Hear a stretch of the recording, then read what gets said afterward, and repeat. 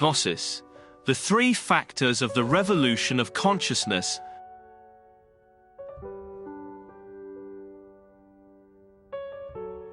Gnosis is an ancient Greek word that means wisdom or inner knowledge, making reference to a practical knowledge that has existed from the beginning of centuries, and it was the source from which all those great men and women, founders of religions, philosophies, and mystical orders, got their wisdom and enlightenment.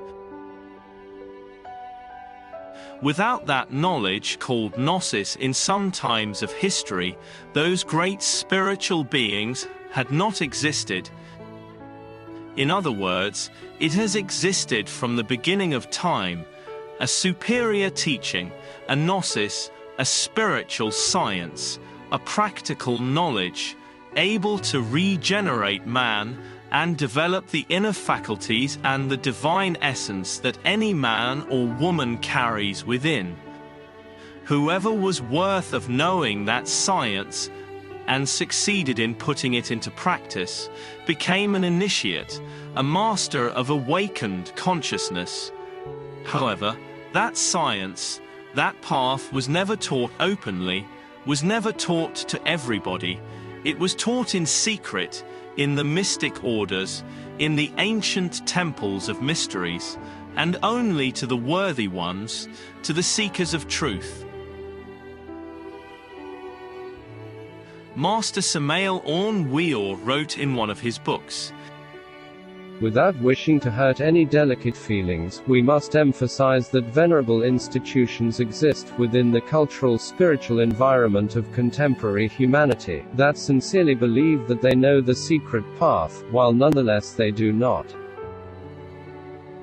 Allow me the freedom of saying, with great solemnity, that we do not wish to make destructive criticisms.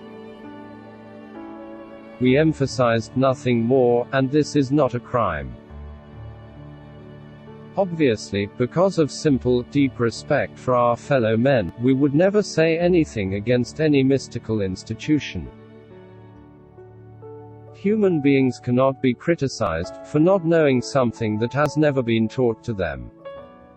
The secret path has never been revealed publicly. In terms which are rigorously Socratic, we would like to point out that many scholars, who pretend to know thoroughly the path of the razor's edge, not only do not know it, but ignore the fact that they do not know it. Without wishing to point at any spiritual organization, and without intending to hurt anyone, we shall simply say that the learned ignoramus not only does not know, but also that he does not know that he does not know." References to the secret path appear in many ancient sacred texts. There it is cited and mentioned, in many verses. However, people do not really know it. The purpose of this work that you have in your hands, dear reader, is to show and teach the esoteric path leading to the final liberation. This is, then, one more book of the fifth gospel. Goethe, the great German initiate, said, "Theories are grey, only the tree with golden fruits is green." And this is really life. In this new book, we only provide transcendental, living experiences, that which we have verified, that which we have experienced directly. Indeed, initiates and masters always spoke of the secret path in a veiled way. Jesus, the Christ, spoke of a straight and narrow path. How narrow is the gate, and restricted is the way that leads to life. Few are those who find it. Matthew chapter 7 verse 14. And he also spoke of not casting pearls before the pigs. Don give that which is holy to the dogs. Neither cast your pearls before the pigs, lest perhaps they trample them under their feet, and turn and tear you to pieces. Matthew chapter 7 verse 6. Those pearls are the Gnosis, the teachings of the inner path, which was only taught to the few, to those who could appreciate it. Buddha Gautama Sakyamuni spoke of the middle path, or the eightfold path, to attain the end of suffering, the self-realization. Hindu yoga told us about the union with the divine through 7 paths, or 7 practices of yoga. The alchemists spoke about the same thing, a science able to transmuting lead our human personality into gold, our divine spirit, but of course all of that explained in a symbolic and veiled way. In recent times, in the past century, Master Gurdjieff spoke of the 4th way, the way of the balanced man, when talking about the inner secret path. And finally, Master Samael Weor called it again, Gnosis. But in essence, all these paths are the same path, the narrow and difficult path, which can awaken man and take him or her to the highest levels of spiritual development, as some men and women have demonstrated throughout history. This is a true and practical path, which has been taught around the globe by means of different myths, allegories, and symbols.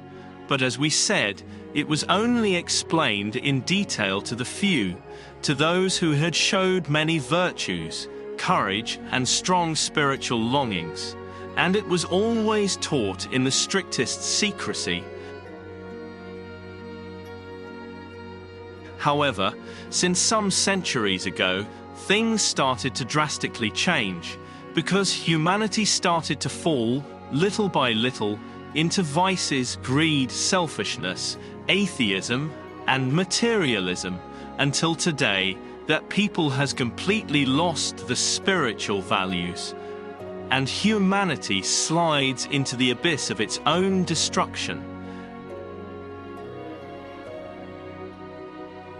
And in the light of these concerns, and due to the divine mercy, the secret path is today taught in public and for everybody, although it will only be understood by those few who still have enough strength, courage, and desire to get out of the spiral of vices, madness, and self-destruction into which humanity has fallen. It will only be understood by those few who seek to enter the path of regeneration and inner splendor. But what are we talking about? What is this spiritual science about? What is this path? Well, this spiritual science was summed up by Master Samael Weor in 3 factors, the 3 factors of the revolution of consciousness. And these factors are the following ones. The first factor is called to die psychologically, and it refers to the necessity for an inner change. First of all, we must state that due to our wrong way of thinking, feeling, and living, the consciousness of human beings is asleep. That is to say, it is trapped, conditioned, bottled up among multiple forces that make up the subconsciousness. In esotericism, this subconscious forces have been called the ego, the eyes, or psychological aggregates, desires, defects, etc., which turn man into a robot, into a puppet that is enslaved and moved by a legion of passions, desires, etc., etc., etc. To eliminate, disintegrate all those subconscious forces or eyes from our psyche is the first work that must be accomplished, the first calcination of alchemy, or the disciplines for our inner purification that all masters have always taught. In order to better understand this point, we suggest studying the book Revolutionary Psychology by Master Samael. Please see the link below in the video description. 2. The second factor is called to be spiritually born. In order to understand the second factor, we must state that sexual energy is the basic energy for any birth, and also for the birth of our soul. Indeed, it was very well known by initiates that sexual energy is the main source of health and vitality of the body, and it is also the main energy for the crystallization of our soul. This was the great secret of the alchemists, the great arcane of ancient times, always kept in secret in all temples and schools of mystery of antiquity. Now one can understand the reason why ancient religions have always considered sexual deviations as a hindrance and a barrier to spiritual development. Just an example. No one whose testicles are crushed or whose male organ is cut off shall enter the assembly of the Lord. No one born of a forbidden union may enter the assembly of the Lord. Even to the 10th generation, none of his descendants may enter the assembly of the Lord. Deuteronomy chapter 23 verse 1. In short, the key to our spiritual birth is that which is known in the East as white tantrism or Kundalini yoga. In order to better understand this point, we suggest studying the book Marriage, Divorce, Tantrism by Master Samael. Please see the link below in the video description.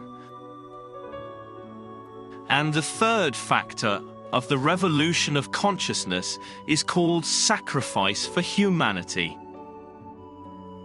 It is important to understand this point correctly. The presence of God in a man gives him a strong feeling of love for humanity, while the presence of Satan in a man, the ego, gives him strong desires of power, wealth, and pleasures.